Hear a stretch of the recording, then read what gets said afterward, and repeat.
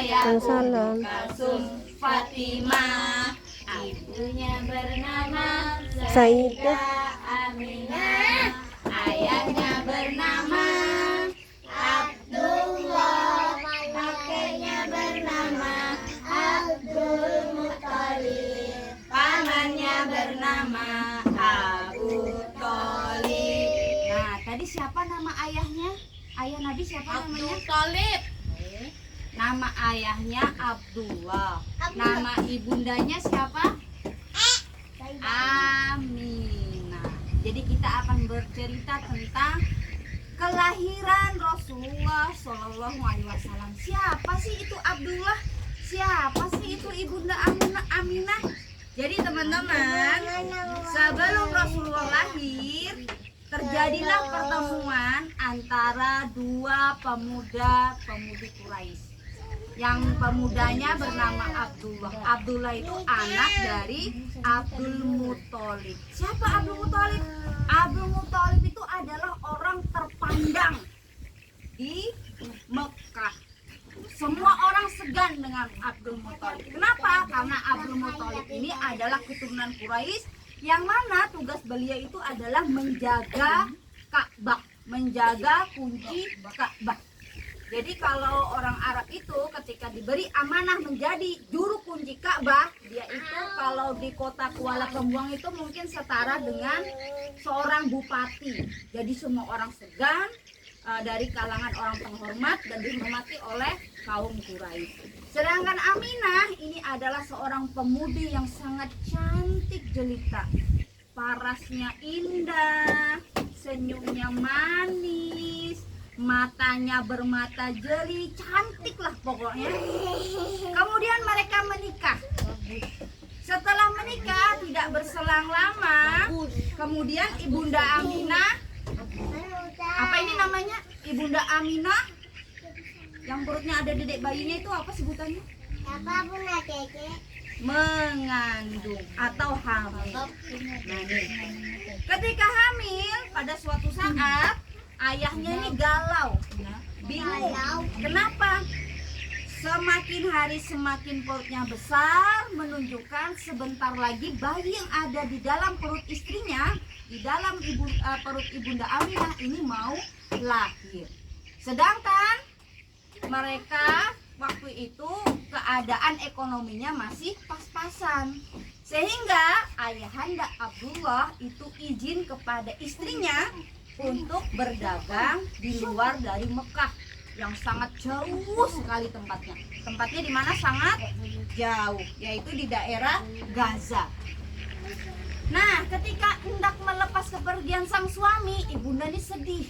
Ibunda Aminah sedih. Kenapa? Hamil besar, kemudian suaminya mau berangkat berdagang itu jauh, pastinya berbulan-bulan tidak akan bertemu dengan suaminya. Dengan perasaan berat, ibunda Aminah melepaskan kepergian suaminya, yaitu ayahanda Abdullah, untuk pergi berdagang. Jadi teman-teman, kalau kita sekarang berdagang menggunakan pickup ya, kalau dulu menggunakan apa ini? Apa ini namanya? Unta. Kenapa di padang pasir menggunakan unta? Tidak menggunakan sapi?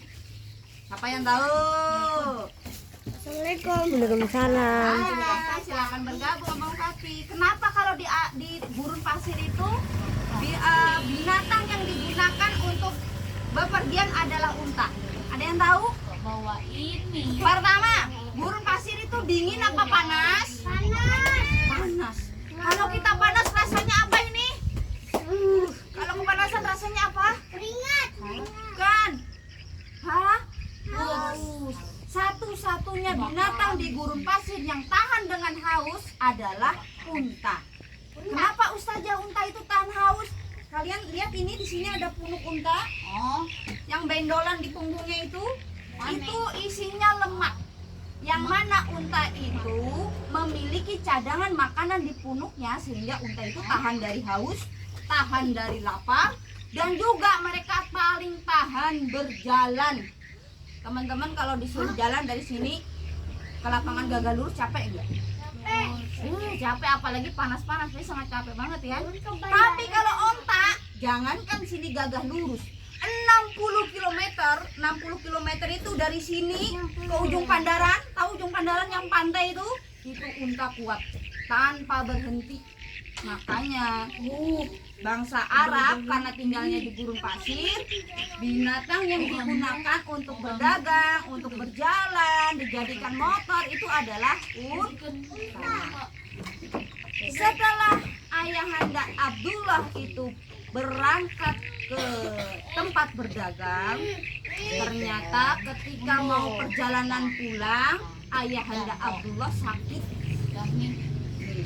keras, sakit parah, sampai-sampai tidak bisa bangun dari tempat tidur. Padahal waktu itu ibunda Aminah sedang apa? Iya, sedang hamil. Bayinya udah keluar apa belum? Belum.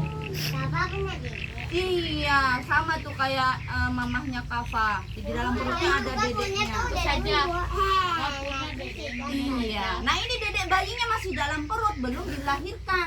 Ternyata karena sakit parah tadi, teman-teman, maka karena sakitnya sudah tidak bisa ditolong lagi, ayahanda Abdullah itu meninggal ketika perjalanan pulang. Teman-teman sedih enggak?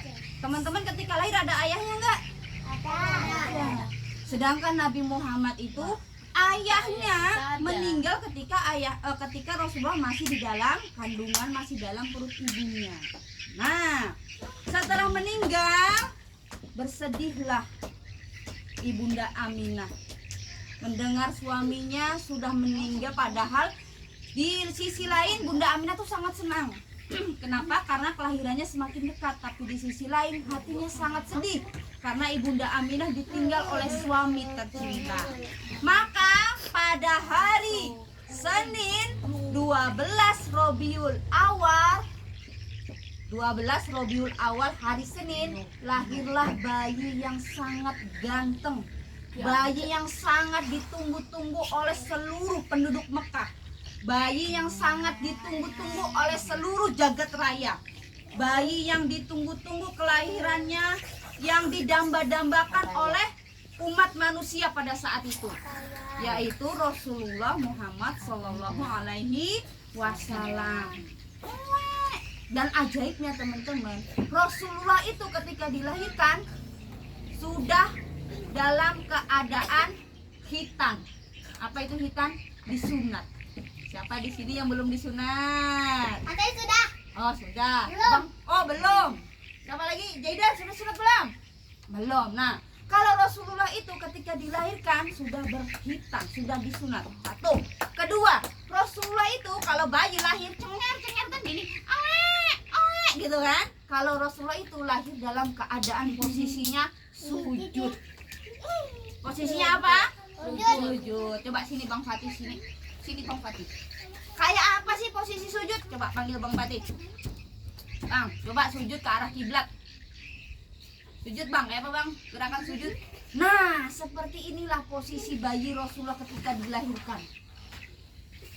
Sujud seperti ini. Ada nggak kira-kira bayi saat ini yang lahirnya seperti ini langsung bisa sujud? Tidak ada. Hanya bayinya Rasulullah Shallallahu Alaihi Wasallam. Hebat kan Nabi kita, dari kecil aja sudah langsung bisa sujud. Kita belajar sujud dari kelas TKA sampai TKB. Kadang-kadang ustazahnya masih aja, Bang, kakinya Bang, tangannya Bang, sikunya tidak nempel.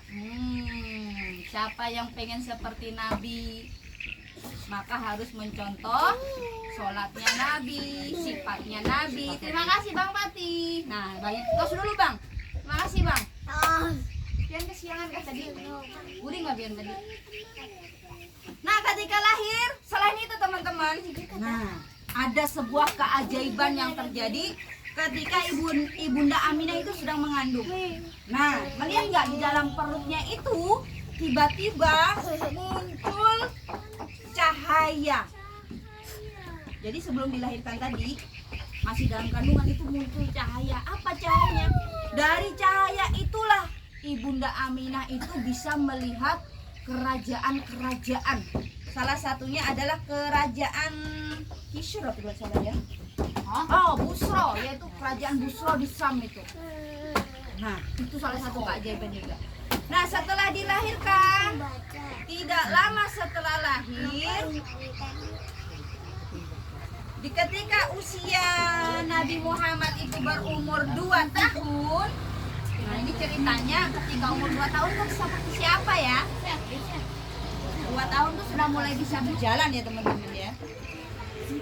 Itu Rasulullah disusui oleh yang namanya Halimatus Sa'diyah. Jadi teman-teman, salah satu kebiasaan orang Arab itu ketika melahirkan bayi, karena di Mekah itu adalah tempat tempat yang sangat sibuk, itu anak-anak bayi itu disusukan kepada orang yang khusus untuk menyusui pekerjaannya. Khusus untuk apa? Menyusui. Kalau Hana waktu lahir siapa yang menyusui Hana? Mamanya apa tetangganya?